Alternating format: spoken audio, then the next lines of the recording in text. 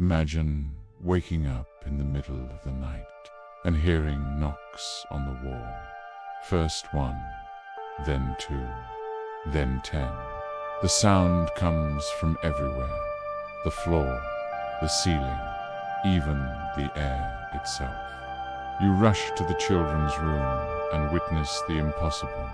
Toys flying, furniture sliding on their own, and a girl floating a few inches above the bed. This isn't a movie. It happened in London, inside an ordinary house, in the quiet suburb of Enfield. During the 1970s, the Hodgson family claimed they were haunted by something no one could see, but everyone could hear. An invisible presence that screamed, slammed doors, and spoke with a voice that wasn't human. Neighbors saw it. Police officers witnessed it. Journalists documented it. And even paranormal investigators said they came face to face with pure evil. But what really happened inside that house? Was it a restless spirit trying to communicate, or the greatest supernatural hoax in British history? Tonight on Urban Secrets, you'll discover the case that divided believers and skeptics alike, and inspired movies, books, and nightmares for decades.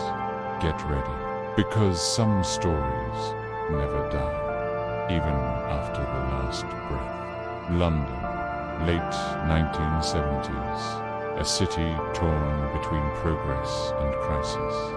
The streets were grey, unemployment was rising, and many Britons sought refuge in faith, superstition, or the unexplained. It was in this atmosphere that one of the most terrifying and debated supernatural cases of the 20th century emerged, the Enfield Poltergeist. It all began in August 1977 in a modest home at 284 Green Street in the quiet suburb of Enfield. The Hodgson family, a single mother, Peggy, and her 4 children lived a simple life. But at night, the house seemed to wake up with a life of its own. Knocks echoed through the walls. Furniture moved by itself. Objects flew across rooms. Voices came from nowhere, and everywhere at once. The word poltergeist comes from German, meaning noisy spirit. It describes an entity that doesn't just haunt. It interacts with the physical world, often in violent ways. And that was exactly what seemed to happen in Enfield. The case quickly caught the attention of the British press. The Daily Mirror was the first to cover the story, and soon reporters, skeptics, and paranormal researchers began to flood the quiet neighborhood. Enfield, once just another suburb, became the epicenter of a mystery that defied every rational explanation. Among the investigators were Maurice Grouse and Guy Lyon, members of the Society for Psychical Research, a respected organization that had been studying paranormal activity since the 19th century. They recorded hours of tapes, photographs, and eyewitness accounts. And what they found is still being debated to this day. But behind the headlines and the cameras was a terrifying fact. Peggy Hodgson just wanted peace for her children. And Janet, the 11-year-old daughter, became the focus. The girl who claimed to hear voices and to be thrown across the room by something unseen. The Enfield case became more than just a fantasy. It became a reflection of collective fear, the human need to believe that something exists beyond death, or perhaps the fear that it truly does. The first nights were just a nuisance. Strange knocks on the walls, toys falling on their own, furniture scraping across the floor. But within days, what seemed like coincidence turned into sheer terror. Peggy Hodgson woke up to the screams of her daughters, Janet and Margaret. The girls swore their beds were shaking. Peggy rushed into the room and saw a dresser sliding by itself toward the door, blocking the exit. When she tried to push it back, something invisible resisted. That was the beginning of the nightmare. The family called for help from their neighbors, who soon witnessed the impossible themselves. One of them, terrified, phoned the police. When the officers arrived, they saw a chair move across the room with no one near it. The official police report from 1977 still lists the event as without rational explanation. News spread quickly. Reporters from the Daily Mirror came to the house and captured the strange occurrences with their own cameras. But the real dive into the supernatural began when Maurice Grass, an investigator from the Society for Psychical Research, decided to study the case closely. Grass and his colleague Guy Lyon Playfair recorded hundreds of hours of audio. In those tapes, you can hear knocks responding to questions, as if the entity understood and communicated through sound. But the most chilling moment was still to come. The voice. During one session, Janet, the 11-year-old girl, began speaking in a deep, raspy tone, a voice that seemed to come from inside her. ...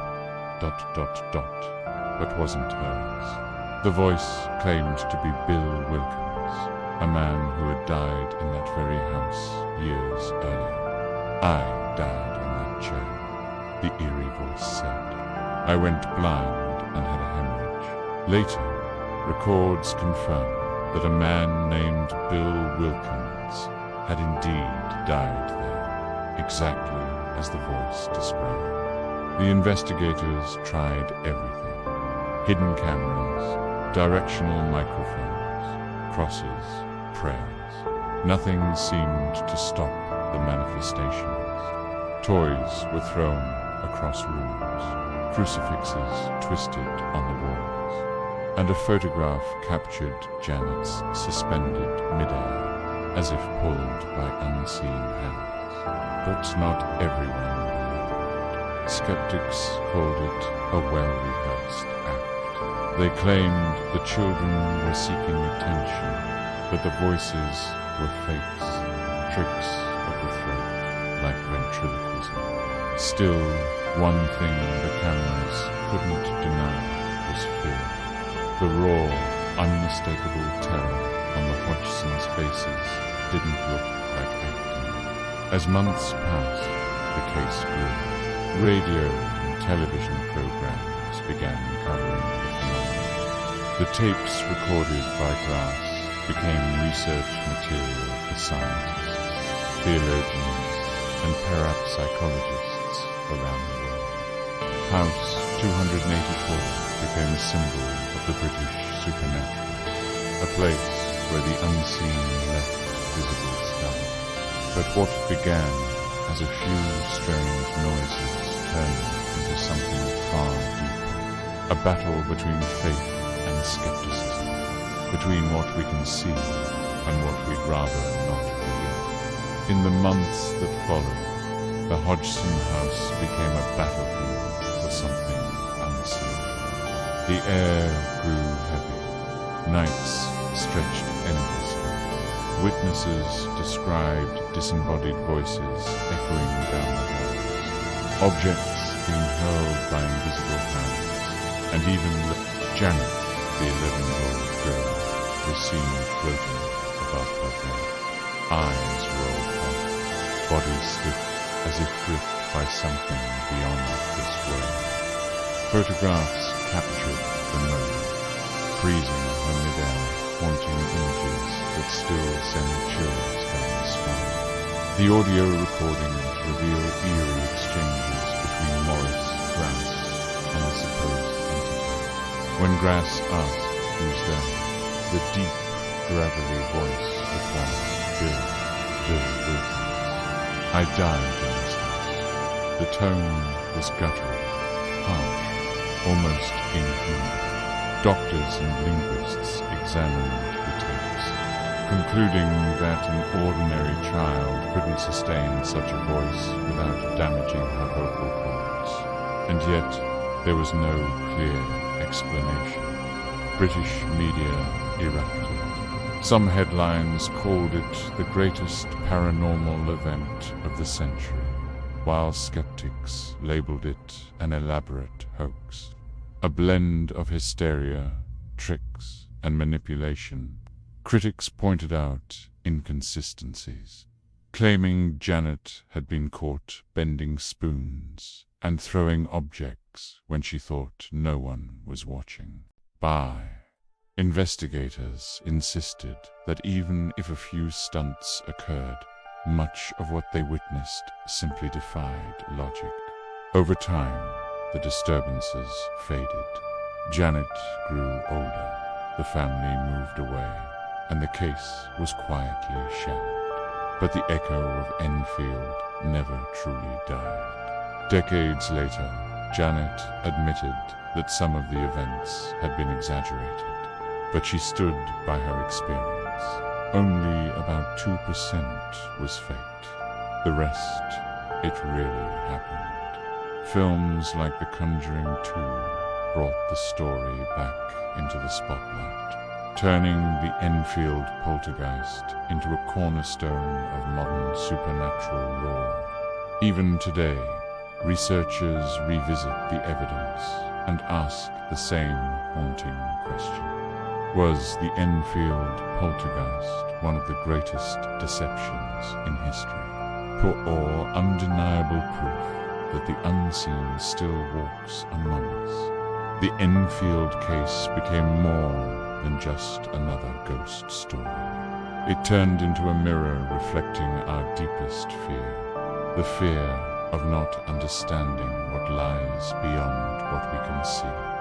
Decades have passed, yet the voices from the house on Green Street still echo in the tapes, in the memories, and in the doubts of those who dared to investigate. Every recorded knock, every eerie photograph, every terrified glance from the Hodgson family continues to feed a question that was never answered. What if it was all real?